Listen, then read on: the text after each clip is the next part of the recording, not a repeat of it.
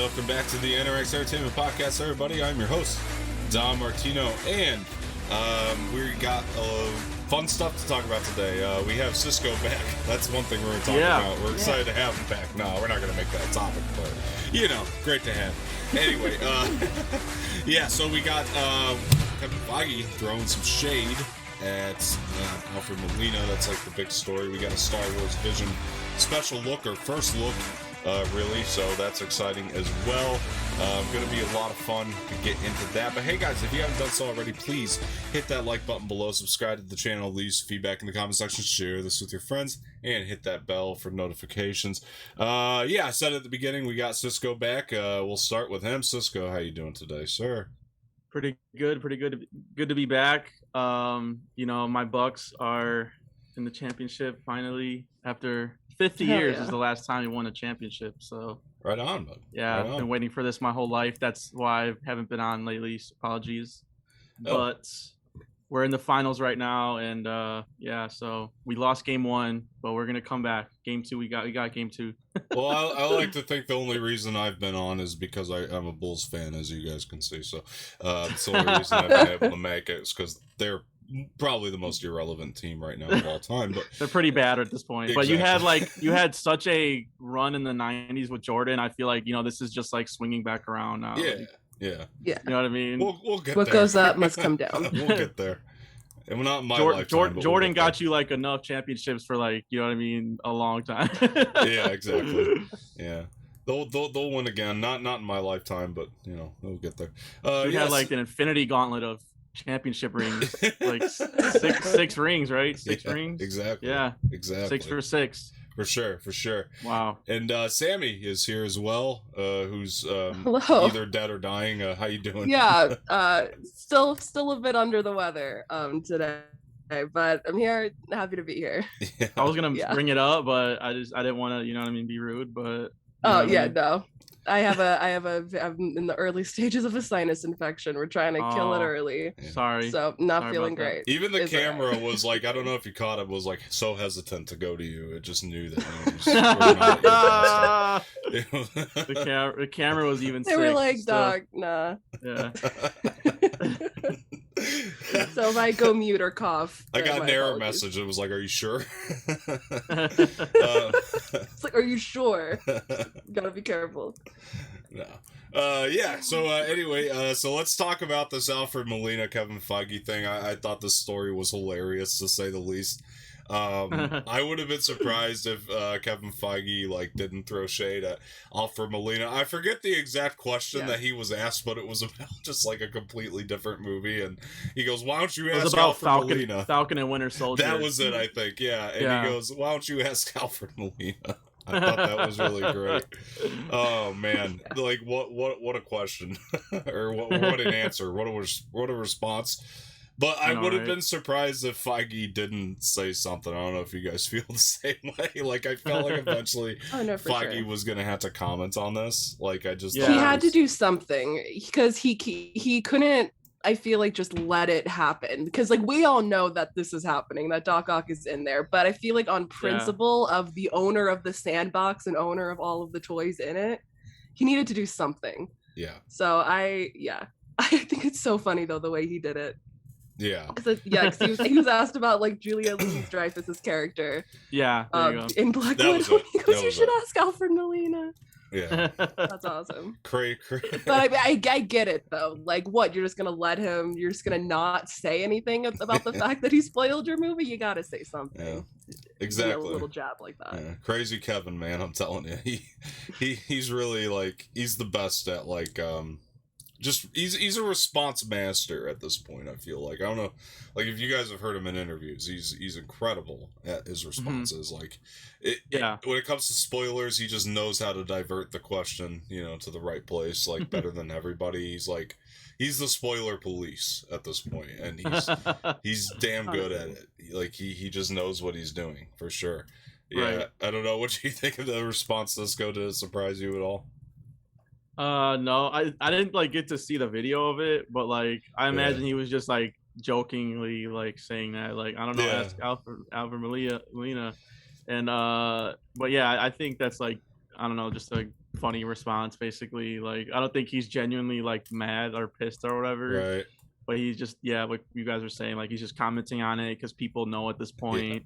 And instead of like, you know, being angry about it, he's just quipping, which is a staple of the MCU movies. You just got to quip it away. You know, you can't get too emotional. You just got to come up with a good quip.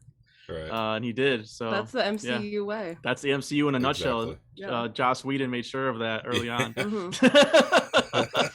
That's his legacy. With the Avengers Part 1. Yeah. And 2, I guess too.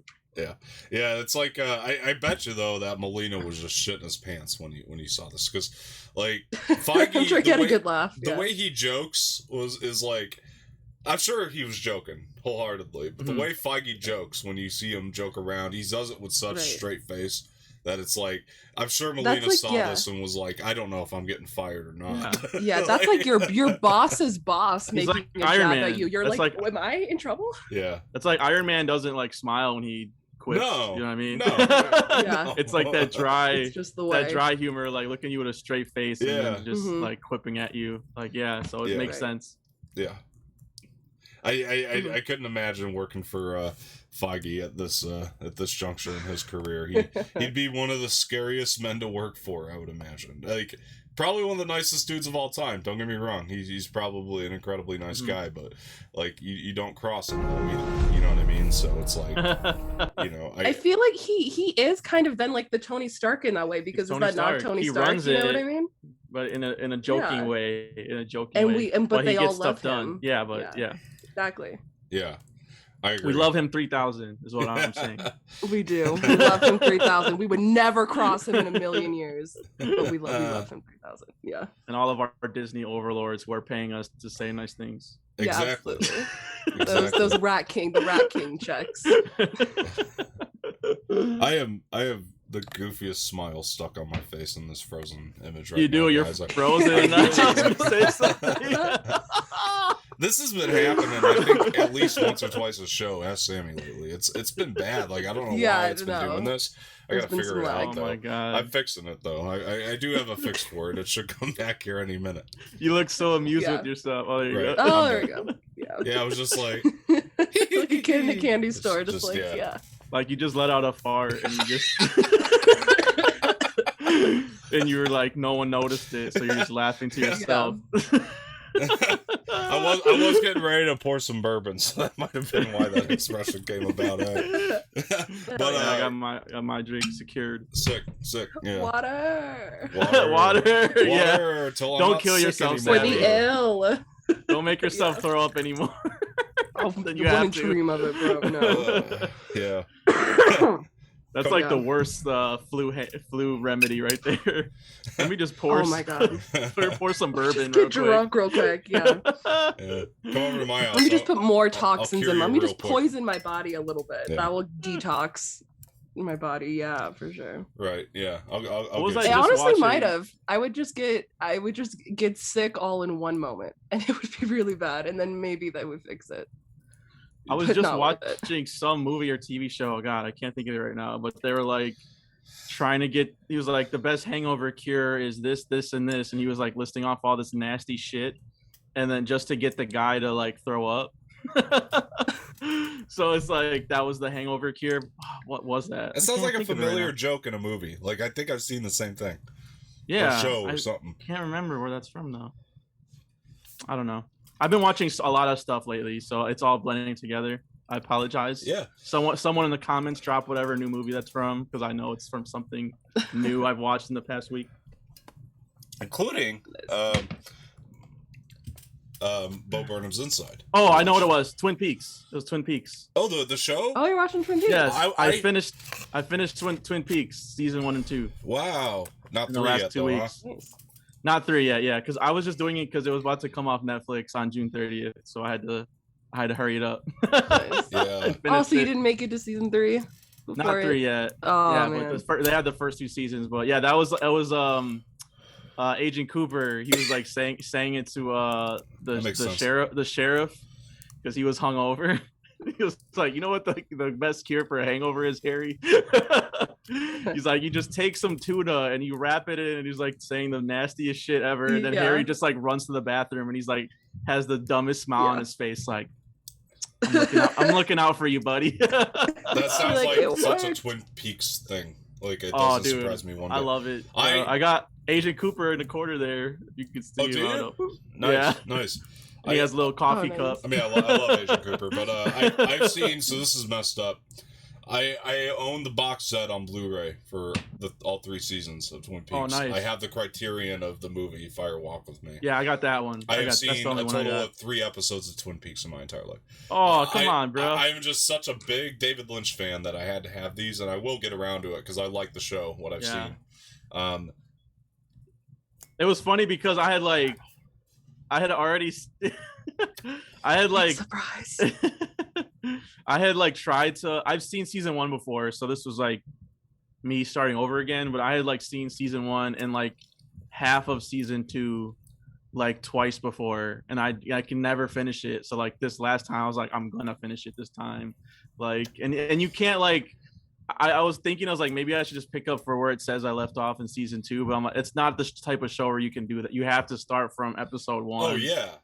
And watch, because it's a mystery. Yeah. So like, if you can't just hop in, like you really need to like go from episode 1 for it to kind of make sense. And then even when you get to like the end of season 2, it doesn't make sense because it's David Lynch. But it's like a journey. Mystery that never gets solved, right? That's exactly. It's a puzzle. It's a puzzle box. Yeah, exactly. Yeah. I mean, I love David Lynch, like, in general. I mean, most of his movies are like that. Like you said, it's David Lynch. Yeah, me too. I've seen a couple of his movies, but, like, I was like, I gotta watch the show. I got Blue Velvet, Criterion. Sweet. I love that one. Yeah, it's a great movie. Eraserhead, Criterion. Also love that one. Yeah. I got Lost Highway from Kino Lorber Blu-ray. Yeah. That's a good one. Yeah. I think that might be it. I don't know. Yeah, what was that line in Bo Burnham's Inside when he was doing the sexting song? Oh my God, he said, "My dick looks like the baby from Eraserhead." From Eraserhead, yeah. That I laughed so hard, like uncontrollably hard. When I had to pause it. I had to pause it and rewind it. I was like, I can't. That was a great line. And it's funny because he sings every song like this is gonna be our inside talk, I guess now. Sure. But yeah. He sings like every song like it could be an actual R&B song. So he's like, my dick looks like the baby in Eraserhead. And it's like such conviction behind it, you know? So earnest. Yeah, exactly. So earnest. Like it's a Drake song or something. Yeah. Oh my gosh, that special is so great. I loved it. Yeah. You guys were right. I think you guys recommended it on the show like when I was last on. Is this I was like, first one you saw, Bo Burnham's? I think I've seen his stand up like on Comedy Central back in the day, but it's been a while. I gotcha. Mm-hmm. Yeah. But so I'm not first, really like special. Yeah, probably. I mean, I've seen I've seen like clips and stuff because I remember like a lot of my friends in high school were like super fans, like knew all the songs that he recorded and stuff. Yeah.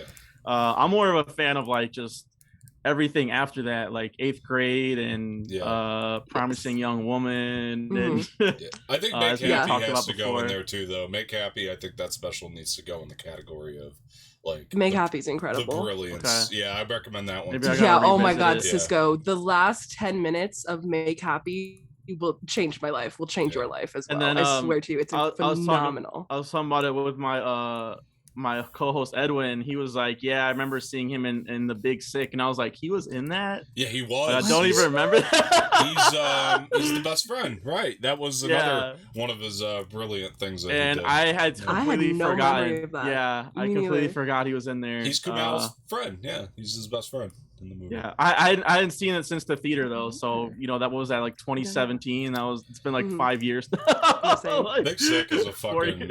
It's amazing. I like it though. It was great. I do like it, but that's the last time I saw it was in the theater. So yeah, yeah. With who else is it? Holly Hunter and Ray Romano are absolutely amazing in that. Yeah. Okay, but favorite songs though, real quick. Oh yeah. The FaceTiming with his mom one. Love that one. Yeah, me too. I agree. Yep. I agree.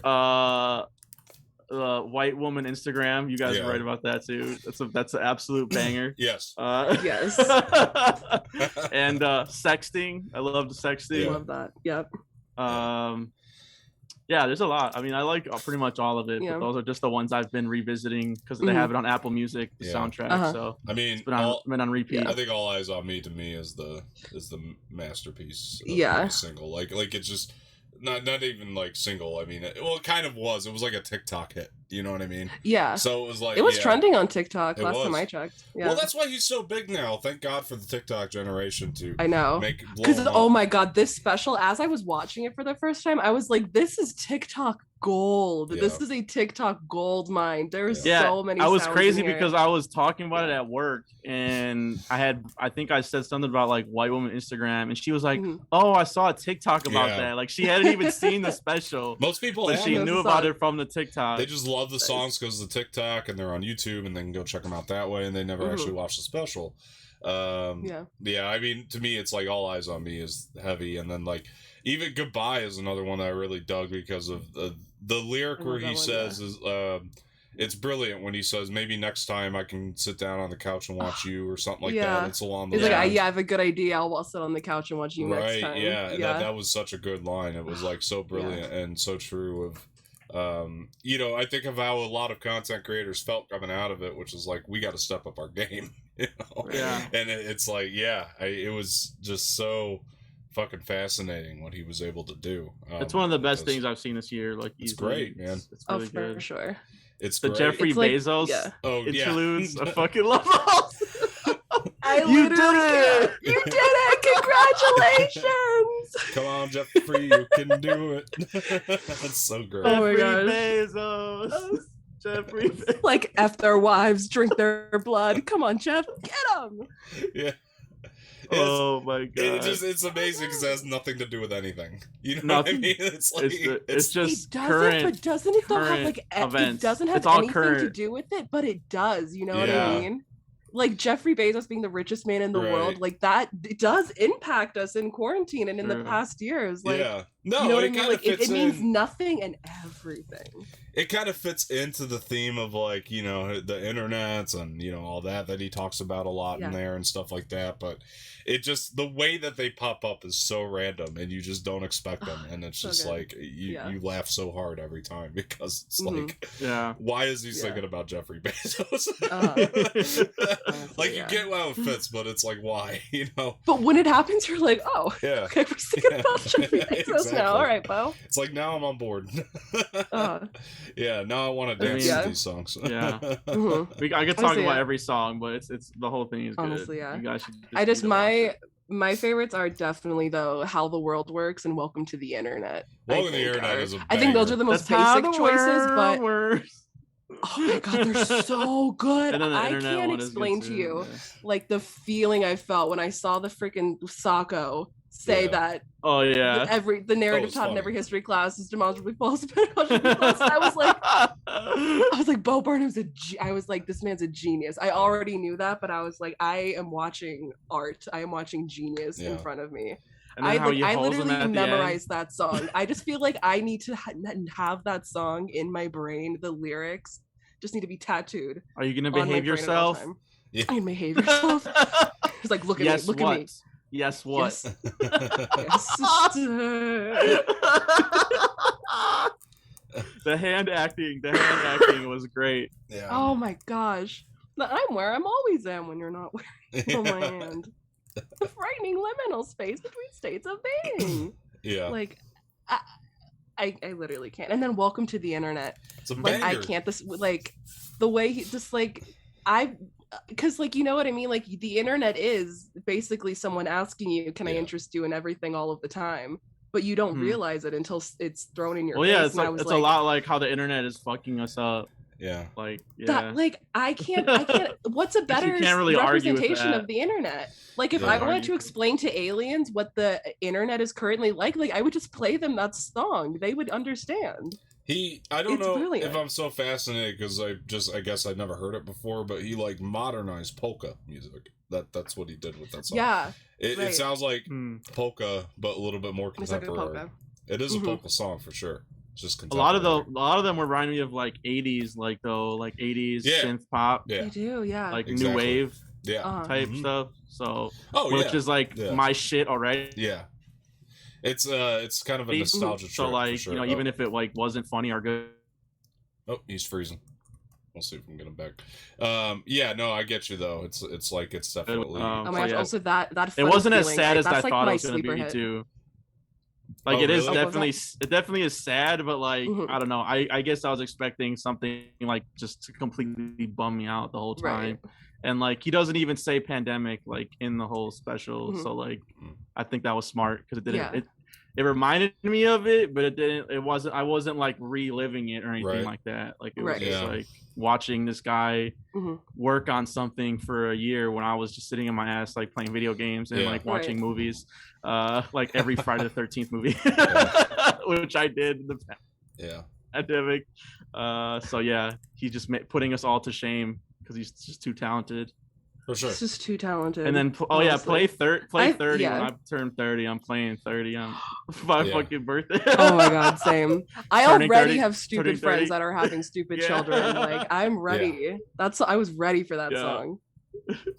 Oh yeah, for sure. And then oh my god, and that funny feeling. That's the one I always forget about it until I like put the album on shuffle, and then I'm like, that funny feeling is that the acoustic one? It's so hard. One, right? Yeah, it is. Yeah. Yeah, he's a good singer, man. He's a good songwriter, good singer. Yeah. So. Yeah. He really is. Director. I don't think he did all I of don't it. know. It's like, God, dude, can you save some part for of me us? wants to think that can you save some talent for literally, us? like he, like writer, Editor. director, actor, editor, comedian, musician, all of it is at a 10. Like, how does that happen? Yeah. Honestly, and the whole thing about like him not performing because of the panic attacks thing, I didn't even know that, but that's like so like that was relatable. So like, who doesn't have like performance anxiety? But you just think like because he's like a famous comedian, like he wouldn't have that. But that was I didn't know that. Well, he's always kind of channeled it into seeming confident. No, I was just gonna say he's always kind of channeled it into seeming confident. And I think that's like the difference. Like, you know, but he's not. You know, it's like sometimes when you hear those nervous like little ticks he does on stage, like that stuff is real. You know what I mean? And that's like I actually find it to be quite fascinating because it was something that I really never thought anything of as other than it was just like another piece of brilliance of his comedy. But turns out that it's like it seems like it was just all pretty much genuine. A lot of the like little nervous ticks he would do, on stage and stuff like that. So yeah, I found that fascinating. That's the thing too, I think about Bo Burnham, that I sometimes struggle with this because Bo Burnham has overtly and directly told me to like not take anything that he says on stage as truth and as fact. But it's so hard. But it's like, is that a performance? It's like, I don't know. I know, but he's also telling me that art is a lie and nothing is real. Right. But I'm also watching his art, so I am engaging with it. But that's the brilliance of it, and that's why I think he's so popular with like. He's going to continue to stay popular with young people because that's such a relevant thing, you know what I mean? To like want to experience the art, but you're self-aware enough to know that art is dead and everything you're watching is a lie, but you are still interacting with it nonetheless. That is like such a modern kind of thing, especially like with comedy and movies and everything. Yeah. Like that is, I think, the secret genius of Bo Burnham. Yeah. I even like the skits too, like the... Oh my gosh. Where he's like doing the react video and it's like it keeps reacting to the react video. Oh my god. That was brilliant. It blew my mind. That was amazing. I like stood up and clapped in that moment because I was like so blown away by how he actually pulled that off from a practical standpoint. Like I'm sitting there watching that and I was like, that was hilarious. That's a lot of work actually to pull that off in editing. To editing, And it's like, then there's me reacting to the react video.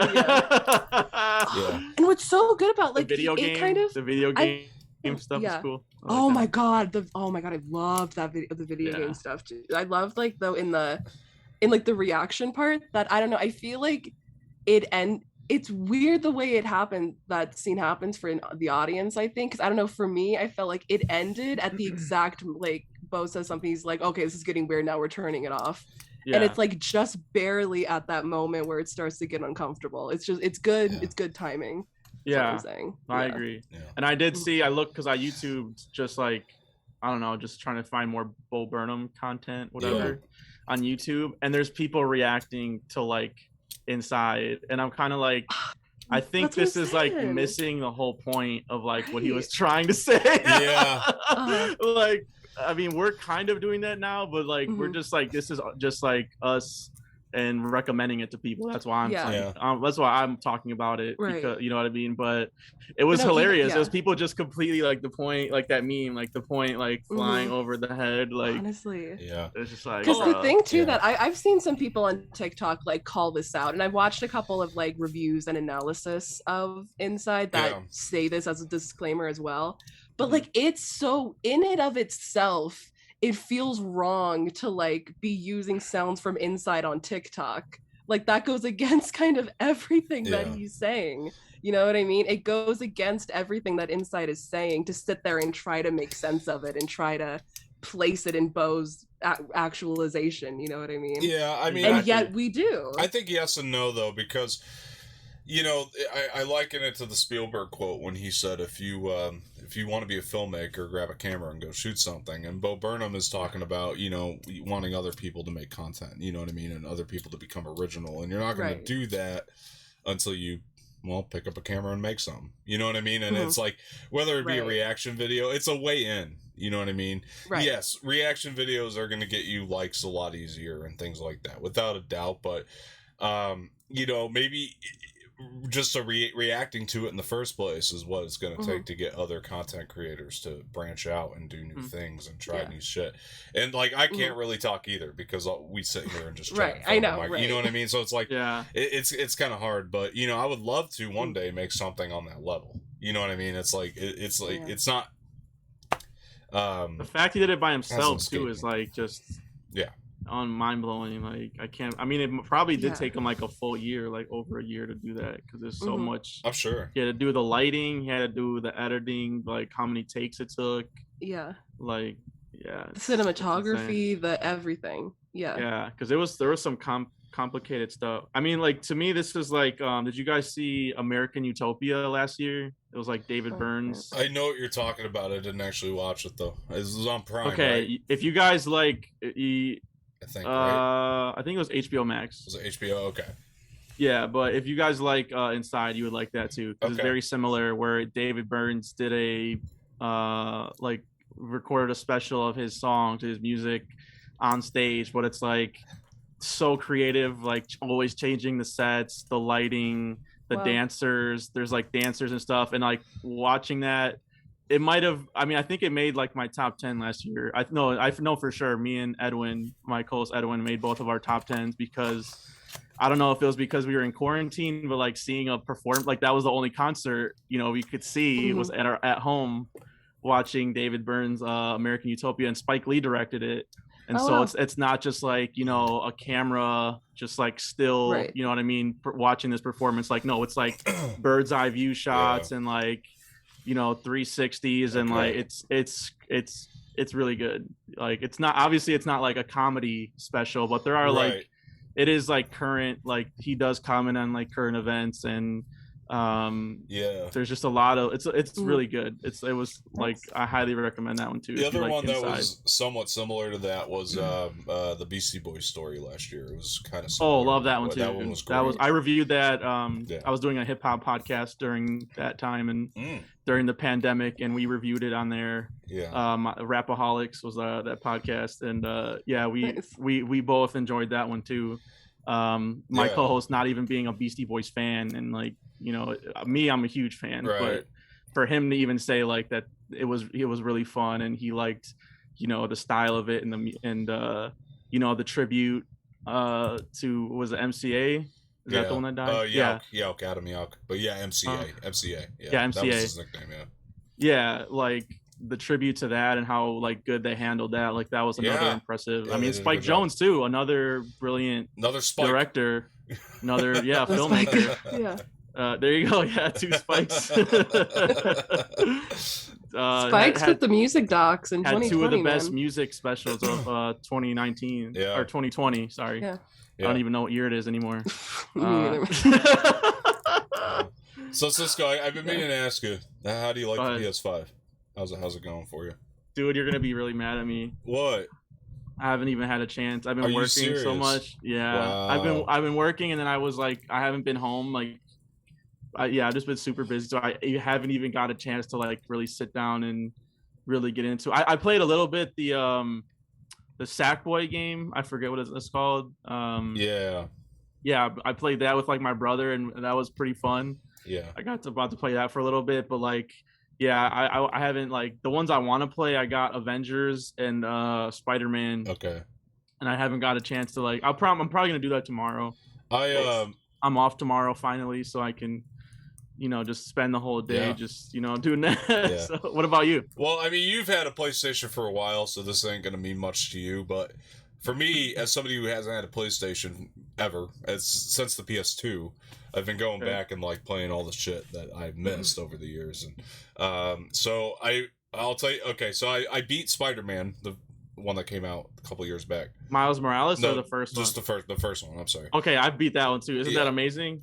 100% hands down, Dude. probably the best Spider-Man story. Is that the one that has like a full scale New York in it? Yeah. Right. I've played that one. Yeah. I'm with you, Dom. Yeah. I completely agree. It's like one of my favorite Spider-Man things like ever. It's It's incredible, honestly, man. If you're a Spider-Man fan, I don't know how you cannot like that. Like, Yeah. Nick, I was at a friend's house once, and they were like, "Do you want to play video games or whatever?" And I was like, "Sure, whatever." I 100% Spider-Man one. And I was like, "Oh, the Spider-Man one. Now I have to play." Yeah. I liked it. It was fun. I beat the story, and then I started. I beat that this morning. Actually, I finally finished it. I was getting close the last time I was playing, and then I finally beat it this morning. Then I popped in Miles Morales right after, and how's that? Oh my god, I haven't played that one yet. Okay.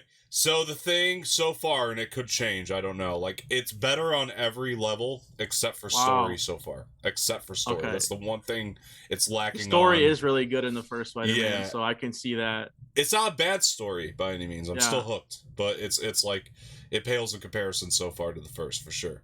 But it transitions from the first so well, though. You know what I mean? Like, because they left it off. Yeah, the cliffhanger. It was kind of a cliffhanger too. So I noticed that too when I beat it. Like, so this is why the Miles Morales is next. Yeah, they continued it so well, and the other thing, it feels natural to transition to the Miles Morales game, but the other one that I never played The Last of Us, so I finally started that. Ooh, okay, I played that for PS4, so I'm familiar, but that's a really good one too. I'm digging it, and it's such a good story so far. And then the other coming soon is to HBO with Pedro Pascal. I think we talked about that, right? That's right. Yes. They started filming, I want to say. I saw like a set picture, I want to say. And I'm even more excited now than I have been for that show because I think Pedro's going to do good stuff in that. But and then what was some of the other ones I was playing? I played Uncharted for the first time. I never played Uncharted. Isn't that crazy?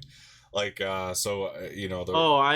recently I had never played that either, but I recently I bought the pack. Me too. I got the pack. Yeah. So I beat the first one, and that was a lot of fun. Good adventure game. I'm digging Indiana Jones style. Yeah. I'm digging it. And then I liked it too. God of War is the other one I'm playing right now. Oh, God of War is amazing. God of War. Like, God of War is amazing. Loving that game. It's like everything I loved about the like old Lord of the Rings games, like the mechanics and everything. But in this game, like it's just it's so good. That's probably my favorite I've played on PS4 really? After Spider-Man. Oh, okay. Those are like my top like that I've played because I always know when I like it better when I like spend like hours like just doing side shit. You know what I mean? Like that I don't have to do. Right. So like God of War and Spider-Man, like I just spent hours just doing all the side missions that I don't even have to do, but it's because it's so fun. You want to do it. You want to do everything. That's how I felt with Spider-Man. I spent a lot of time on the side missions and stuff. Me too. And then the other one that I've actually played it before, but I've never played the remastered version is Kingdom Hearts. I grabbed it and I'm playing that now. Which one? It's the pack. It's got all three. So it's got the first two remastered or the remix or whatever. That's the remastered versions. Yeah, those games are really fucked up though. I forgot how messed up I they hear actually always were. great things about Kingdom Hearts. They're great. I get recommended all the time. I just forgot how messed up they actually were until I started playing it again. Because you go in it's this, like it's anime style. That's why like kinda, they're really yeah, true to anime. definitely. And it's like you go into this like dark fantasy world, but it's like all these like Disney characters that are supposed to be like, it's like, it's wild, man. I like it a lot. It's just I played the new one. Is that 3? Is that the newest one? The newest one's 3. I haven't played it. I beat that one. First 2. I'd say story wise, if you're not like a hardcore fan, which I wasn't, like the story was confusing as hell. Like I did not understand who any of the characters were or like what was happening. Right. With that. But then they drop you in a Disney World and I would just completely forget and I'd be like, oh shit, like I'm on Hercules' home planet or Toy Story with Buzz and Woody and like it's those were like why you get those games to me.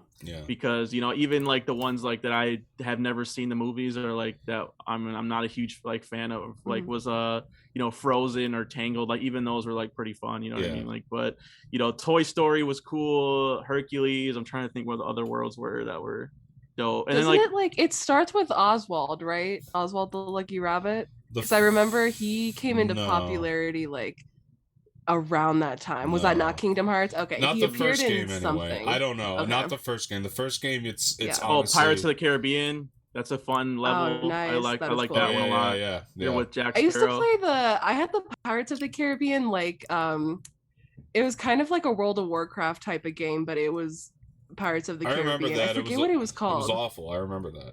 I didn't like it. I had such a great time with it Really? though. Me being like, I know nothing about video games. I just love Pirates of the Caribbean and want to play it out. I had a great time. That's why I think Kingdom Hearts is such a easy one to get into, like because it's like even if you're a Disney, like I know you're a Disney stan, like you will love it because like I said, the story you could skip the in between scenes because I didn't get it, but like just you playing in the Disney worlds is like insane. And you get powers, you get certain like moves and stuff in the worlds too, which is cool. That's cool. I mean, I actually find going back from the first one, like I find the lore actually to be very fascinating. Like in it, like I think I actually do. So it was just my fault. You can't jump in at 3. That was my fault. No, I mean, you know what I mean. Like you can't. Everybody told me that too. Everybody said make sure you play the first 2 again before you go. Yeah, 3, because it's like they are that significant story wise, and I could see why because there's like a lot going on already in the first one. Again, I didn't remember a damn thing about it. I played it as a kid and but honestly, great remaster for the most part. It's probably the weakest of the remasters that I've gotten in terms of graphics, but it's still really good, like for something that came out on like the PS2. It's not too bad. But speaking of anime, how about this Star Wars anime series like Visions? Like okay, so I'll just go ahead and get into my thoughts. So like I was this trailer came out of nowhere and it's getting released September 22nd, so that's exciting. So to preface this, I'm not like a big anime guy in general, like I'll be honest, like it's not that I'm against it, it's just that I just haven't dived into enough of it. I've seen a little bit and it looks like an anime Star Wars series though, it looks like an anime and like that's honestly what I could say. But that said, when the filmmakers are all talking about the different stories that they're gonna do and stuff, it sounds really interesting. Like there was one about like the Dark Side twins and stuff like that. I'm like, oh, like it all sounds really, really cool. And I think that this could work 2 different ways. Like it can get Star Wars fans into anime and anime fans into Star Wars. So I think it's a smart move in general to do on their part. I don't know. What do you guys think? I mean, I really like the trailer. I agree. I think it's gonna be. It looks really cool. Everyone involved obviously seems very like passionate and confident in their story, because it's like 7 different stories, right? Yeah. And there's a different filmmaker for each of them, and they all sound great and awesome. I'm excited again, and I have like nothing against anime. I just haven't seen enough to grow like a real appreciation for it. But I mean, I love Star Wars. I love the vibe, so I'm down. I mean, the art looks cool too. Like honestly, it does look like cool artwork. Like for sure, I think that the imagery is great. I don't know, Cisco, what do you got?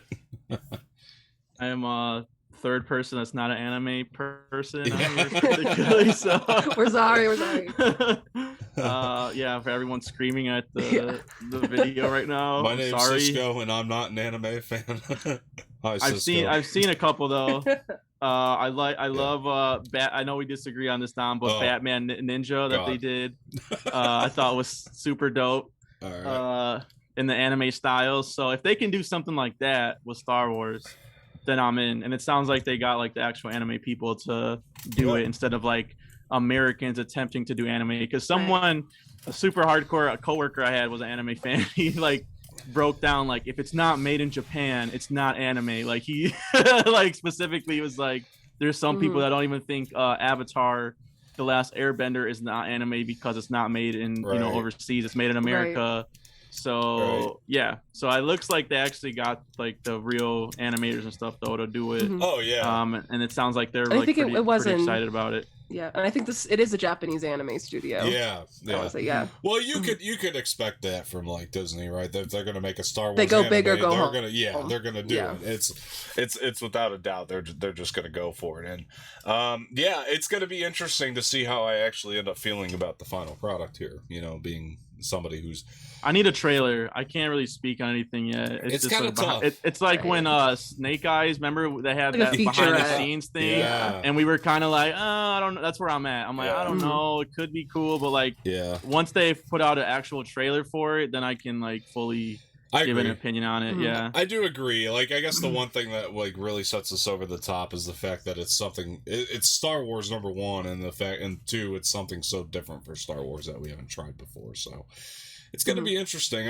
I don't know. I mean, it's like you said though, to get a full like big excitement for it, we're going to need a little bit more for sure. And I mean, I'm just kind of fascinated by some of the stories that they were wanting to tell, and I'm like, oh, well, that could be cool. I mean, to have like new stories added to. I'm pretty sure Kathleen Kennedy said it is a canon series when she announced it back in Investors Day, so in December. So I heard I don't know. Maybe I'm getting this wrong, but I like came across like a Twitter like back and forth with people, and I guess someone was mad because they were saying like it's not going to be canon, and then and then someone else was like, even if it's not canon, like just shut up and enjoy it. Like, you know what I mean? That's what I thought. I think that's the tweet like I came across. So that kind of gave me the impression that it's not going to be canon, but I don't know. Like that's just.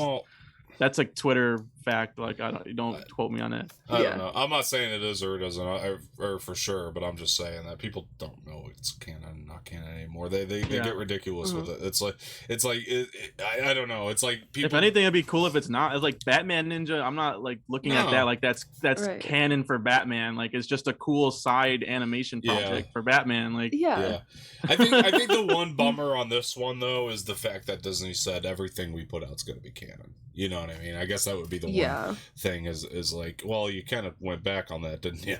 But I think it is. I'm pretty positive Kathleen Kennedy said that it is going to be canon. And the other thing about it too is it seems like it's going to be stories that whether it's canon or not, like it's not going to like fully impact the Skywalker timeline. Like, so just take it for what it is. If you want it to be canon, let it be canon. You know. Okay, so I'm on Games Radar 2 days ago published. It says is confirmed to be non-canon. Non-canon. Oh wow. Interesting. Okay. Right?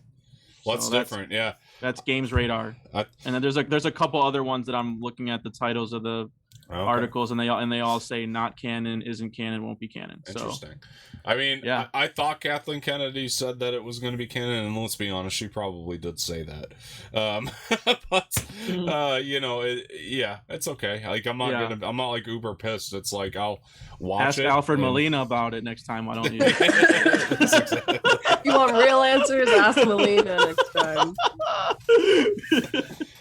Somebody's gonna do it too. They're gonna be like, Alfred Molina is Star Wars Visions canon? And be like, oh yeah, absolutely. Like, what the fuck are you talking about?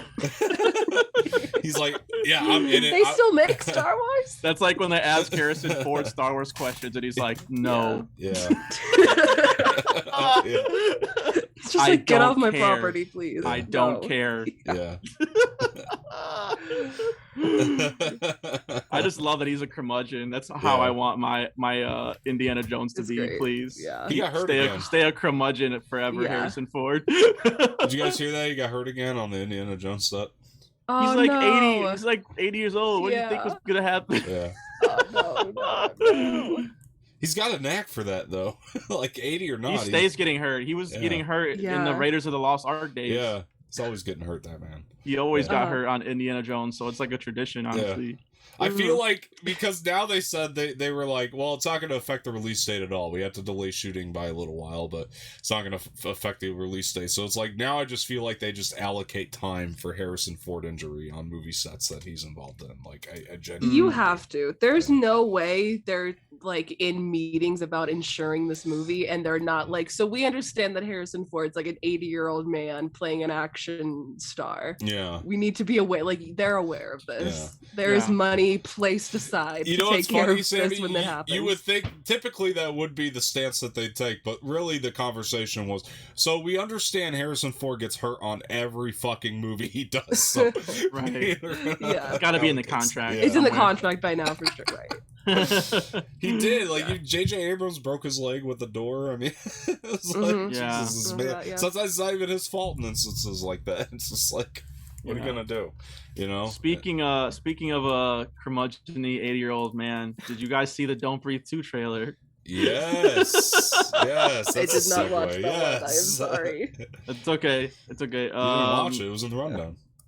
I know. I didn't watch that one. I didn't watch that one, and I fast forwarded a lot through the Val Kilmer one. That's all right. The Val Kilmer one is like you really don't like. We could just talk about that one. But, yeah. Well, I want to talk about the Val Kilmer one now. Listen, I think let's do Don't Breathe first. Don't Breathe first. Come on. All right. Because all I want to say is that I never saw the first one either. Okay, I just want to tell people to calm down because, and I think I tweeted about this too, but I'll tell you the same thing, Samee. Okay. Mm-hmm. So the old guy, what's the actor's name? I can't remember. He's a damn fine actor. I'll look it up. But anyways, you should see it sometime soon. Stephen Lang, who's been in a lot of 80s classics. Yes. But yeah, he's the villain in the first one, Don't Breathe Part 1. And the trailers for that one, you know, kind of made him out to be like, you know, these kids are breaking into his house and like this poor old man, blah, blah, blah. And then they did a switcheroo on you. And he's the surprise, he's the bad guy. And then so in this trailer, it's kind of like he has this little girl that he's like looking after, kind of like Sheriff Hopper in Stranger Things season 2, where he's taking care of 11. And people are so fucking mad about it, and they're like, you know, after all the horrible shit he did in Part 1, you're gonna make him the good guy and blah blah blah. And I was like, guys, do you not remember in the first trailer when they set it up to be something that it wasn't, and they pulled the old switcheroo on you? And please have faith in the filmmakers that they know that he's a bad guy and he did some horrific shit in the first one, which I won't spoil for you, Sadie, but it's pretty bad. It's pretty irredeemable. And so I'm pretty sure it's not. And there isn't even a hint in the trailer where like one of the guys that's like, you know, fighting the old guy is like, or he says to the girl, like, you don't know who that is. You really don't know who that is. To the little girl. So I'm like, so I'm pretty sure it's not going to be what the trailer says it is. And even at the beginning of the year when I saw it was coming out and I read that description, I'm like, there's no way. There's absolutely no way he's going to be the main person now. Right. So that's all I wanted to say about it, honestly. I completely agree the first with you, one's Cisco. through like the point of view of the people who get kidnapped, right? Well, It's they their go point and of break view. into his house. They try and rob him. Yeah, but he's blind. He's blind. So that's what I'm saying. Because then if the movie was from their point of view in the first one, then like what if this one's just from the point of view of the little girl and she doesn't know yet, and that's the movie. Exactly. You know. Exactly. Right. Yeah, I completely agree with you, Cisco. I didn't even know this was a controversy. I got to be honest with you. Well, on Twitter, people were like mad about it. They were mad. I'm like, dude, do you guys not remember? It's not that old of a movie. I remember like being completely surprised in the theater. I loved it when I saw it. So all right, can't make and even so can't make movies from a point of view of good people anymore. Go cancel Rob Zombie while you're at it. But listen, I'm telling you, this trailer looked pretty good. Like, I was surprised because I know Fede Alvarez isn't like directing this time. So I think he's just producing. Yeah. I think he co-wrote it too. I think it's like co-wrote and producing. So, even with that said, I mean, like, it looks good, and I was surprised. I was afraid for a Don't Breathe Without Fede attached, because I think a lot of his style is what made the first one as great as it was. And I really liked that first one a lot. I was really, as disturbing, as fucked up as it is, guys, I liked it. But one of my favorite theater reactions, you know what scene I'm talking about, Dom, of course. From the first one. Of course. One of my all-time favorite theater reactions from the crowd was just so crazy. Happens in the final act of the movie. I know exactly what you're talking about. Exactly. Yeah. He injects semen into Jane Levy. Yeah, that was crazy. But yeah, I'm gonna cancel for that now. But listen, I mean, I didn't take it at all. Like, he's gonna be the good guy. Good guy, my ass. You know what I mean? It's like, right. There's no way. There's no way he's a good guy. And if he's a bad guy, then we can watch it from the perspective of a bad guy. Like, that's okay to do. Tons of filmmakers have done that over the years. Some of the best films are from the perspective of the bad guy. Like, even though he's, like, irredeemable, it doesn't mean that, like, we can't switch it up and just make it from his perspective. That shouldn't be a controversy. I think it's mostly because, from what I was reading, is that because, like, the stuff he was doing to women in the first one, and now he's looking after like a young girl, is what people were kind of rubbed the wrong way, for that. But okay, yes, that would be an inconsistency. But even if he was looking after the young girl, I promise there's an extra motive. It's a twist. There's gonna be a twist. I promise you. Yeah. He's not just like protecting her. He's a bad. He probably kidnapped her. I'm guessing. That's my guess. Is like he kidnapped her or something, and 100%. like. Yeah, and then the people that you think are the bad guys who are like coming after him are actually trying to save the young girl. Like, that's me. That's like obviously like I think what's gonna happen or something to that effect. So, and if it's from the point of view, and if it's from the point of view of a little girl, then like those lines are very blurred. The man taking care of you, are not necessarily going to see as evil. And the people trying to take you away from that. She's even younger than 11. So I mean, you could. I could see that. Honestly. Yeah. No, it's called point of view, people. It's called cinema. I can't stand what people get offended by these days. Twitter's the worst. Yeah, Twitter's the worst. It's like, okay, all right, but anyway, let's talk about Val though, because I know you want to talk about Val. So Sammy can go back to bed. So I like this trailer a lot. I really did. I think that this is a fascinating documentary. A24. Sure. Yeah, it looks like it's going to be a fascinating documentary. Oh yeah. I did fast forward through. Yeah, you fast forward to that part. I did. Something to do at with the opening 2 seconds of the trailer. I did. I went, all right, I got things to do. What do I need to know? Cool, it's happening. Cool, done. No, but I do like Val Kilmer. Like I do. I mean, I love Top Gun. I love like Val Kilmer is great, but I just not particularly the in movie the where he had a gay romance with Tom Cruise. That Top Gun. Always, yes, that Top Gun. Specifically, that Top Gun. Yes, Top Gun. I could write a whole essay on Top Gun. I think Top Gun is like the most fascinating look at masculinity in a popular, like in a pop culture kind of. Homoerotic. You know what I mean, context, and like a Pulp Fiction kind of a context. Yeah, I took my dad to see that for Father's Day, so it's very fresh in my mind. And it's very, very 80s bromance going on in that movie. I love it. Yeah, no, I'll ride with you anytime. Like, whoa. We love to see it. We love to see it, man. Anyways. Also, I realized I'm looking at his IMDb because I was like, is that the only Val Kilmer role that I can like name? Do I not know any others? Batman. Prince of Egypt. Batman. I haven't seen those Batman. That's the one I haven't Batman seen. Forever. I know I haven't seen Batman Forever. I know. That was probably like the first one I saw as a kid. Like I remember going to see, and so like it was an event, even though it's not the best. I mean, but there's still some like cool stuff. I mean, Jim Carrey as the Riddler. What are you talking about? It's not the best. What? It's not. You like that one? You like that one? Fuck no. No. I was gonna say. I'm like, we're really gonna argue about Batman. We're like, we're gonna fight about this today. Well, I think Tommy Lee Jones I and mean, Jim it's Carrey better had than great chemistry. it's better than Batman and Robin. I'll give it that. It's not as bad as that one, but you're right. Yeah. You're right. It's not as bad as that one.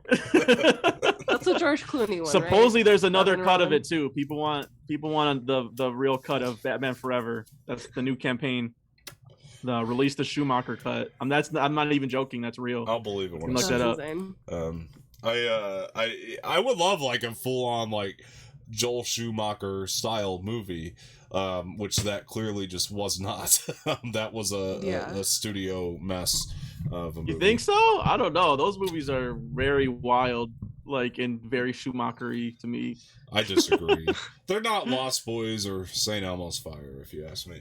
But Lost Boys is probably the best. I'll even take Flatliners over that one. He's the one who wanted to put bat nipples on it. You know what I mean? Like, he for sure wanted some goofy shit in those movies. Oh, don't get me wrong. Like, the ideas are there. It's just not like. I think that's you ask thing. George Clooney and he will tell you that it's 100% Schumacher. Yeah. The ideas are there. It's just they're not fully fleshed out. Is my point. But right. I digress. I mean the thing he's been in a lot of good stuff. Is our point, Val Kilmer. Even though Batman is not one of those, but that's just an example. Prince of Egypt. I forgot about. A favorite of mine with Val Kilmer. I really like that movie a lot. But you know, this trailer really intrigued me because. I like the quote "rebel" in the beginning. I thought that was really interesting because, like, a lot of people do forget, like, that Val Kilmer was a little bit rebellious in his day, and I think that's something that's going to be cool to see documented. I mean, it looks like they have like a lot of stuff we haven't seen, before. Oh yeah, the fact he had all this footage from his career, like I was like, I didn't know that, like, he had hours and hours of footage from all his movies. Like, that's going to be crazy to look at and see, like, from that perspective. It's not just like people talking about it, like it's actual footage, which is always better in my opinion. For documentaries, when you can actually see it. It's not someone like, I remember on set, it was a crazy time. Like, no, like let's see the good stuff. What was happening behind the scenes, because I know there's gonna be some crazy. He was in that horrible Island of Dr. Moreau movie that I watched. It's so bad. But he's in Heat. Heat's like one of the probably the best heist movie ever made. Yeah, Heat. That's right. There's another great one. Yeah, he's got some really good stuff on his resume. Yeah. I didn't know he had throat cancer though, like that bad. I knew he had it, but like when he like started talking in the movie, I was like, holy shit! Like he can't even like really speak anymore. Like kind of like the Roger Ebert like thing, where like he couldn't speak at the end of his life. So, and like, but he was like, it was cool to see him in like the Jay and Silent Bob like reboot, as Silent Bob, because like that was a perfect like run around like round of he doesn't have to talk, he's just Silent Bob. It was great. That was cool. Nice. That was cool that they did that, like that Kevin Smith did that for him. And so I mean I want to see it because it's like A24 and it's Val Kilmer, and I want to see. I don't know his story a lot. I've seen some of his movies, but I don't know his story. And like there's like a part where he's like straight up crying, like breaking down crying, like modern day Val Kilmer, and it's just like I already know like it's gonna be a tearjerker of a documentary. You know what I mean? I would imagine so, for sure. Did you see the one on the Blind Melon guy? Did you check that documentary out when it came out? No. Okay. Really good. It's like it kind of reminds me of this. That's why I bring it up. It's it's like a lot of it is like it's just real footage, and actually the whole thing in that one is all real footage or stuff we hadn't seen before. So I'm just fascinated to see how this is in comparison to that. My favorite movie of 2020 is Time. It's a documentary. And it's all made of home videos in black and white. It's really amazing. I think it's on Prime. Yeah. But I was really, I mean, talk about tearjerker, dude. Like bring a box of tissues before you go sit down and watch it. It's very sad, but it's really good. Yeah, for sure. Is there anything else anybody else wanted to bring up before we took off? Is there anything else happening, Samee? I mean, Zack Snyder his new movie is going to be kind of a Star Wars type of thing. Well, we kind of talked about this a while back, you and I, because he had actually written this as a Star Wars script. He was he was going to make a Star Wars movie, and with certain things getting changed around over there, and ended up not happening. and so he kind of adapted it into this movie. So I'm very interested in that. I know Cisco probably couldn't give a shit. I mean, as long as he has a director of photography that's not himself, that was my main issue of Army of the Dead. Like, just put some of that burden off your soldiers, man. Like, just you direct it. Cut it with the slow mo. Go to bed, Zach. pick and choose the slow mo is all I want. Get a DP, please. Like all your movies with DPs are better. Yeah. Yeah. I don't know. I really like Army of the Dead, and I like almost everything he does except for Sucker Punch. But you know, yeah, I mean, I'm excited. It's going to be interesting, you know, seeing him go to space and seeing what he can do. I mean, say what you will, the guy keeps working. I mean, he really does, and like he's probably one of the more, as far as the way that people receive his movies, more controversial filmmakers out there. But he keeps working. You know, he's got a fan base, and keeps him living, keeps food on the table. So I got to hand him the credit. You know, he's a really he keeps grinding, and he writes a lot of his own stuff. You know, it's like really, really great. I mean, I also wish he would get a different writer, but that's another issue. Did Chris Terrio write that one? Which one? Army of No, the that was Dead. Zack. That was Zack Snyder. That was Zack Snyder. Yeah, all right, yeah. because Chris Terrio is my mortal enemy on this earth. Yeah, I can't stand the man. I think he's like incredibly enemy talented. Of the show. But my enemy. You know what I mean? Right. Like he's whatever. I'm not gonna like attack him, but you are my enemy though. However, I just so you know, Chris. Say what you will about Chris Terrio, he keeps grinding. Yeah. I don't know if he'll grind but he much does. longer. I respect it. I respect it. Gotta respect the hustle. I'm jealous of it, if nothing difference else. is he's not an original guy. That's the difference with Chris Terrio. Like, let's be real here, and he's just not. And like, it's like an army of undead zombies. He just keeps coming back. It's the fact too, for me personally, that he has like my ideal collegiate education, and I'm like, you went through all of that, and this is the best you can come up with sometimes. And I know a lot of it is like as the studio probably interfered with a lot. Yeah. But you know what I'm saying. Well, that's what he gets hired to do now. He gets hired to write. What do you call that? Like ghostwriting almost. Yeah. It's like that's what he does. That's his job. That's why people hire him, is to just write dialogue. You know, and it's like it's like you don't have any attachment to the script, I'm sure. You know, but rewrite this for us anyway. You know, because we think it sucks. That's what Chris Terrio comes in for, and I think that's really shitty, actually. And so, What did you think of the Halloween trailer, Dom? We talked about it last week, but I'll talk about it again. Okay. I loved it. Actually, I was going to talk to you about this because I meant to chime in on one of your stereos or something and ask you really quick what you thought of this one thing. But the granddaughter. Do you think there's a connection there between her and Michael Myers? Yeah. I hope not. Why? Because this is why I wanted to talk about Halloween too. Just my one thing about it. Well, I know you didn't really love the last one. I know you told me that. Like you were a big fan of it. Well, and it's a part of it's because of the marketing, but in the marketing of the Halloween 2018, they were like, this is a completely new Halloween movie. We're doing away with the sequels. Like, this is our whole, we're doing a whole new thing. And then they just ended up doing the sequels again. Like, just a lot of the same mistakes the sequels made. Yeah. And I don't disagree. And then there's in the trailer, there's scenes where it's in a hospital with Laurie, and I'm like, so you're doing Halloween 2 again, even though this is a new thing, and you did away with the sequel. So I hope that's not. It looks like she gets out pretty quickly from the trailer of the hospital. So I'm hoping. If Judy Greer finds out that she's Michael Myers' long lost sister in that hospital, and I hate that. I hate about that in the original Halloween movies. I hate that they're related. I don't want them to do that. I hope not. I don't think it's that, but I just think somehow the granddaughter is connected, just based on the way. Okay. Few things. So based on the way that the last one ended, when they zoomed in on her holding the knife with the blood on it, so you had that, number one.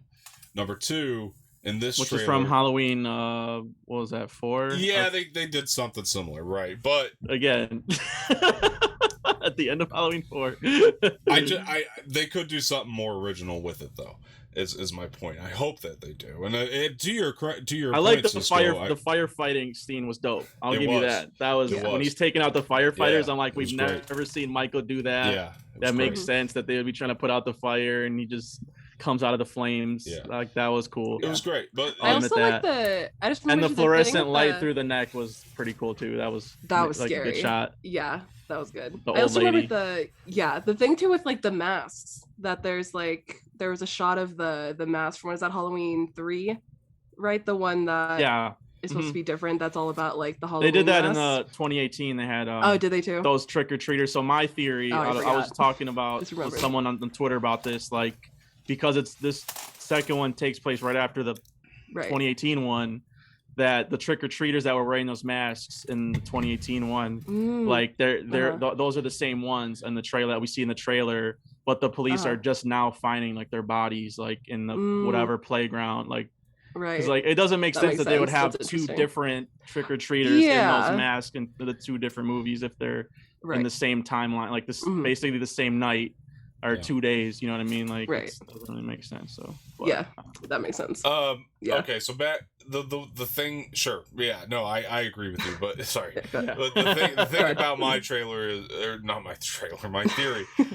The second, is it down by the river? Big evident thing is that's a van. That's a van. Living in a trailer. It's a van. That's cool. Trailer down by the river. You do better than that.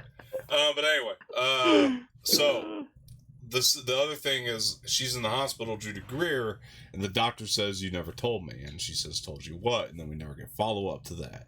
Then later on, we see the daughter go after Michael, and like he just seems incredibly hesitant to just take her ass out. You're telling me she says she's like, kill me or whatever, right. Like, and you he could take out all those firefighters, but he's having such a tough time with her. There's something going on there. I don't know what it is yet, but there's something. He didn't kill a baby in 2018. He could have killed a baby. He didn't kill the baby. Where he draws the line. So draws the line of babies, but not the. Maybe she has a baby face. I don't know. Hey, that kind of looks like a baby. That grown woman kind of looks like a baby. You don't know what the fire did to Michael. Maybe he's not seeing so good nowadays. I want my baby back, baby. The smoke inhalation, the carbon monoxide. Chili, baby back ribs. I don't know. I mean, I'm still gonna see it. Obviously, like it's a Michael Myers movie. I'm gonna see it. I'm still gonna be excited. Yeah. But I'm stoked. I wanted it last year. I know, right? I'm pissed.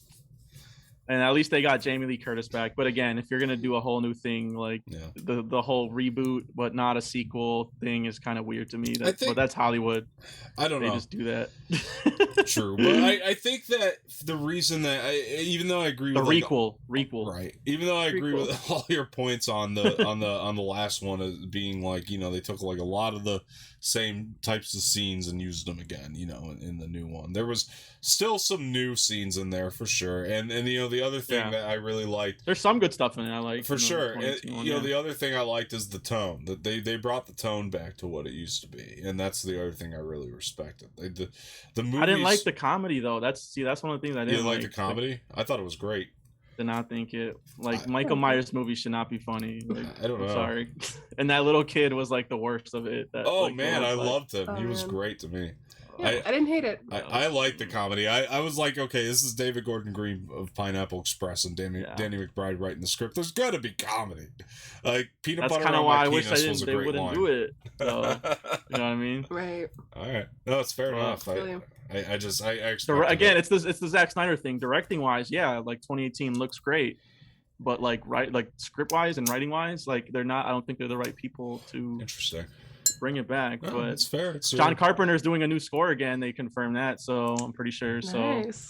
So that'd be cool to hear his new. That was actually one of the positives of 2018 was that John Carpenter did the score again. I loved it. Yeah. Oh, it was great. Yeah, I don't know. There was so much I loved about the last one. I have to watch that one. I missed that one, but which one? Your reaction? Your reaction last week to it. I missed out. The when we talked about it, right? Sorry. About it, Yeah. yeah. It was. I liked it a lot. I pretty much said the same thing I'm saying to you. Is I just have a theory that the granddaughter, there's some connection somehow. I don't know how. I hope it's more original than just she's his granddaughter. They're related. That's like the most Hollywood shit ever. But if there's a connection, I'll be like, okay, Luke. I'm okay with it. Literally. Oh, That could pay off though. Michael. Depends. It depends. It really does. It just depends on how you execute it at the end of the day. Yeah. Like if even if they are like blood related, if you find a really cool way to execute it, that makes a lot of sense. Yeah. I'll the be evil doctor too was another thing I hated. You didn't like the doctor? A lot of people had problems with the doctor, and I understand why. By the way, I hope he's not in here. I've heard people say he couldn't be back in this one. I fucking hope he's not back. That took me out Michael of the movie, Myers stomped his fucking face in. How's he coming Yeah. back? Or I don't know. I saw some podcast or something was talking about like there could be like a new Loomis or something. Like they always try and replace Dr. Loomis from the original. Well, maybe that. I don't know see what they're. that Yeah, doctor I forgot about back, that. It's like it's a role that needs to be. There's no way that doctor's coming. Or like, yeah, maybe it was a joke. I don't know. Must be. I was listening to it early, but yeah, I will walk out of the theater. I forgot about that. That he got his head got turned into hamburger meat. Yeah, I remember that now. Yeah. There could be though like a new Dr. Loomis though. I could see that because his spirit goes into another person. Maybe because it's more of like he to me he's much of like a person as like a role. You know what I mean? Like it's the role of the doctor who knows Michael Myers well. Dr. Loomis. You know? Yeah. No more podcasters either. No more podcasters in part 2. Well, I think the cool thing is that I always try to keep in mind. I mean, that doesn't necessarily mean you're going to like the thing. It's just that when Danny McBride and David Gordon Green pitched this to John Carpenter, he said pretty much this is where I would have wanted to go, had I not had to rush through these, back in the day. But I love Halloween 2, like the original. Yeah, so I like it too. Even though that's not like Carpenter's whatever vision, like script, I think but it's not. What was it Cundy, Dean Cundy? I think shot that. I think it looks great and like it's a good movie. It's hospitals are scary as shit. Like that made me scared of hospitals. Like that's just a good. The only thing I hate is that they made her his sister. Like, right. That's the one part. Exactly. That like they should not have done that. Like, so to me, putting them back in a hospital is kind of making up for having to get rid of that aspect, but also they're like, we're still going to do away with the brother sister aspect, though. You know what I mean? Yeah. In a sense, that's kind of how I looked at it. But I don't want them to spend the whole time in the hospital either. You know what I mean? Because you're right, that would just be Rick Rosenthal. That's who directed. Rick Rosenthal. He did Resurrection also, and it sucked. Yeah, he did. We don't talk about that. We don't talk about that one. That was. But Rob Zombie, remember when Rob Zombie in his sequel too? This is why I'm just don't avoid hospitals right at this point, because when you did that hospital shit in part 2, and then like for the first 30 minutes of the movie, and then it was like revealed to be like a dream sequence, I was so fucking pissed. Like I just don't want that to happen again. Like I don't like just. Hospitals do not have a good history like at this point with, and then they had the whole Laurie and Michael at the mental institution and Resurrection, and that was just like cringy as hell. Like it's just, I'm just don't do any of those mistakes from the past. I just hope that of course not. I don't want that either. Yeah, and then in Rob Zombie's, Laurie's a lesbian, which nothing wrong with lesbians. It's just that it didn't make sense. I forgot about that. Yeah, because she was her and her friend were dating all of a sudden. And it was like, when did this happen? Then the sequel? Yeah, like the sequel sucks. Yeah. That's like my least favorite Halloween movie, if I'm being honest. Like that's probably. I like it better than Resurrection. That and Resurrection are like probably the bottom. Yeah, at least that one felt somewhat original. As ridiculous as some of the ideas were, at least he tried. I mean, Resurrection was awful. It was awful. That and Curse of Michael Myers are pretty bad, if you ask me. Is that 5 or 6? 5 and 6 are bad. Yeah, 5 and 6 are bad too. 5's not great either. You're right. There's a lot of really bad Halloween movies. The Halloween franchise as a whole is not great, honestly. Like, First one's one of my favorites still, though. The first one's still one of my favorite horror films of all time. The original. Really wonderful flick. Mm-hmm. What about the Sopranos one? Yeah, so the trailer, so like I really dug this trailer. I seen the first season of Sopranos and never finished it. Not that I didn't Oh, like Don, it. you gotta get I on will. these I will. TV shows, man. Oh, I really okay. like Sopranos the first. I've never seen The Sopranos. Sopranos before Twin Peaks, though. Honestly, that's priority. Fair. That's like one of the best shows ever made. I'm gonna have to. They're doing a movie now, so I want to. I'm more motivated to get through it. So because I really liked the first season, a lot, and I want to. Yeah, first season it. classic. It's great. The pilot episode is one of the best pilots. It's amazing. Of all time. Yeah, so great. And I tried it again another time. I don't know why I keep falling off of it. I do like it. It's not that. I will say it gets better. Like there is some like some things in the first season that I like. The kid acting is pretty bad in the first season. I'm not gonna lie. Yeah. Like like these two kids are like they're actual kids though. But then in the next couple seasons they get better. Like that's like the one flaw I feel like in The Sopranos is that. But I don't know. Like the fact they got his son to play him is cool. I think like he looks exactly like him. It's kind of like uncanny. And then the one thing people were like kind of worried about, and honestly I kind of agree with it, is like that it looks like a straight up like just serious like gangster show or movie.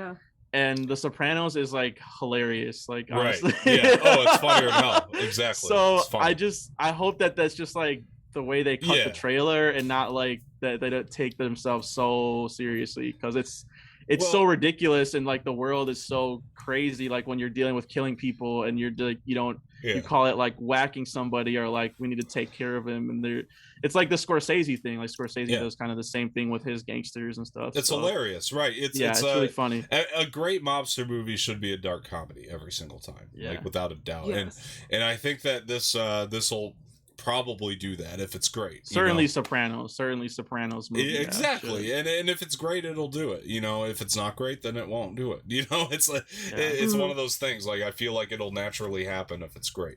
But it's I mean, this cast looks insane. I mean, John Bernthal, Vera Farmiga, Ray Liotta, which you got to have him. You know what's fucked up too that someone brought up is that I didn't even think about this, but it's so true. So like the way that they made up Vera Farmiga looks just like his wife in the show, like in the Sopranos show, Edie Falco, I think her name is. And so and like because he goes to psychology and stuff, and like he kind of has an Oedipal complex where he wants to kill his mom. But also like that's just feeding into the Oedipus complex that like he is in love with his mom, but also like wants to kill her. Like, and I was like, bro, the makeup team fucking snap for doing that. That was, and she does look exactly like her. Like it's crazy, like that. So that would make sense that like his wife, when he grows up, looks just like her, and is nagging at him a lot too. Sure, and like, kind of like his mom. So I mean, it's that brilliant. Shit was crazy. It blew my mind. It blew my mind when I saw that. Someone tweeted that. Brilliant the way it plays into that. I also feel like it plays into the concept of like how all mobsters' wives are just similar in general. And it's like, what's the thing in Goodfellas where it's like all their names are Marie, all the wives' names. Right, it's exactly. They all look alike, and it's like, it's just. There was like a thing they did on SNL. It was like a Weekend Update thing. I forget. I want to say like Cecily Strong or someone did it, but it was like every wife in a mobster movie. Yeah. And it was just like, you have to stay for dinner, Tony. Exactly. I slave all day for you. Yeah. Did you see the trailer, Sammy? What'd you think of the trailer? I did watch the trailer. I liked it. I again have never seen The Sopranos. I know like the general, all of it. I know how it ends. I know kind of the general beats. So she'll never watch but never it. seen a real episode. What was that? So you'll never watch it. So I knew how it ended, and when I watched it, it's still good. It still holds up. I think. I think knowing what happens helps. Actually, I would argue that it helps because when people didn't know, they were mad as fuck. Like, what the fuck? Are you serious? Yeah. Like, and when you know it, like, their when TVs you know it had going just cut in, out, it actually, I think I love the ending. I don't care. Like, I think if you watch the show, they set it up perfectly. Yeah. Like, it's not really out of nowhere. Like people kind of say, like, But yeah, I won't get into that because you guys haven't seen it. So, Yeah. Well, no, yeah. I mean I know that's one of those endings that has been like reassessed over time by a lot of people, and they're like, oh, wait a minute. Now that I think about it, it was ahead of its time. Yeah, that's why it was ahead of its time. I'm hoping And Game making, of like, Thrones you they do deal the with same it. thing. I hope they do the same thing with Game of Thrones because I'm on board with that ending. I like that ending, so I hope people do the same with that show. Another one Samee won't watch just because she knows what happens, but just skip the last season, Samee. Maybe. Just watch everything else. Yeah. Right. So the last season's not great? Yeah, that's the word skip stuff. Everything else worth it. It's good. You should watch it. Nice. But anyway, and I love that his son is playing young Tony Soprano. That is chef's kiss. Beautiful. Can I run down like quickly just things I hope are in it, like just as a fan? Okay, so there's a reoccurring thing in The Sopranos where like Tony tells his psychologist, like his therapist, basically like that his dad or his uncle used to always say growing up that he never had the makings of a varsity athlete, and that messed with his self-esteem growing up. And I'm like, if they don't fucking have that in there, like that was such a huge like deal in the show that he's still dealing with that like trauma as an adult. Like they should put that in there. So I hope they do that. There's a thing in season 1 where his friend who's like a chef's wife like reveals that she used to date Tony in high school. And so I'm like thinking like maybe they can do that as well, like where Tony's like still dating. And then Uncle June, who's like one of my favorite characters in The Sopranos, he always talks about like how he was like the boss or like number one or whatever, and like, but you don't get to see that in the show. Like that's kind of the comedy he thinks he's in charge, but he's not really. It's Tony that's in charge. So like he always tries to undermine Tony in all these ridiculous ways. So I'm hoping like they show Uncle June like in his like prime, like being badass, and Tony's dad too, basically, like because Tony's dad was the first one that was in charge, and then after him it's Uncle June. So those are just like some things I hope they put in there. I don't know. I as a fan, I'd want to. But and David Chase is coming back for the movie. He wrote it. I think it said that. Yeah, that's another thing that's great about it. I mean, hopefully, I think he knows like what the fans want. So I think it'll be promising for sure, and it looks like a great trailer. And I can't wait to see the movie, despite the fact that I haven't seen the show, and I'm gonna watch it probably before. My grandma I got her to watch it, and she said that she loved it. She just finished it the other day. Great. So awesome. Yeah. I let her borrow my Blu-ray set. Nice. Well, it's all on HBO Max, I want to say. It is on HBO, just like all their shows, the originals. Yep. Well, now that we got your grandma's sign off, I definitely have to watch it. I mean, for sure. I know, Grandma signed off. Man. All ages love it, man. I'm telling you, she's not into gangster stuff. That's how good it is. That's how you can tell. All right, for sure. But anyway, guys, I'm done with my bourbon, so we're gonna get going. Thanks everybody for joining today. I want to thank Samee and Cisco as well. Before we go, Samee, where can people find you? Yeah, you guys can find me on Instagram. I'm at Samee Ramirez 14. Also on Twitter at Samee Ramirez, and on Stereo at Samee Ramirez. Also hosting movie night every Monday night here on the Anorak Entertainment Podcast. Our last episode was on Thor Ragnarok, and next week we will be doing Black Widow. Yeah, Thor Ragnarok was a really fun one. Check that out. Did you rewatch it, Dom? Did you rewatch it? I did. And is your opinion changed? You can watch the show. Okay. All right. Give a little tease there. Okay. Yeah. Also, good conversation. Samee, blink once for yes, blink twice for no. I'm gonna do I'm gonna do one of those. I don't know. What do you think, Samee? Was I fair? No, you were totally fair. Yeah, it was a good conversation. It was. It was one of my favorite ones, believe it or not. I had a really good time talking about it. I really, honestly, Cisco, the only reason I tell you to do that is because I really think it was a good episode. That's why. Like, I'll watch it. I believe in the episode. I think that was one of our better ones for sure. So, Cisco, where can people find you? Rampage_Misfit on Twitter, Misfit_Minded on Facebook, Instagram, Twitter, and Stereo. And I got a couple of Stereo shows coming up on Friday for my weekly show, Movie Buffs, where we do action movies. We're doing Terminator 2 Judgment Day for the 30th anniversary of Terminator 2, James Cameron's masterpiece. And on Saturday, we're doing for my show Saturday Matinee, where we do 2 movies that are similar. Black Widow was very hard to pick this week, but we're doing. I think we did a nice job. We're doing female lead duo movies. Nice. So we got Black Widow, and then the Wachowski sisters' first movie, Bound. Oh, nice. Which I've never seen. Okay. Me either. I'd be interested. And Edwin hasn't seen that either. So, and it's on Hulu right now. So, right on. Nice. Yeah, can't wait to. And then, of course, discussing the latest episode of Loki. And you can catch the socials for that on Sat Matinee Pod on Facebook, Instagram, Twitter, and all that. So, yeah, that's all I got. Oh yeah.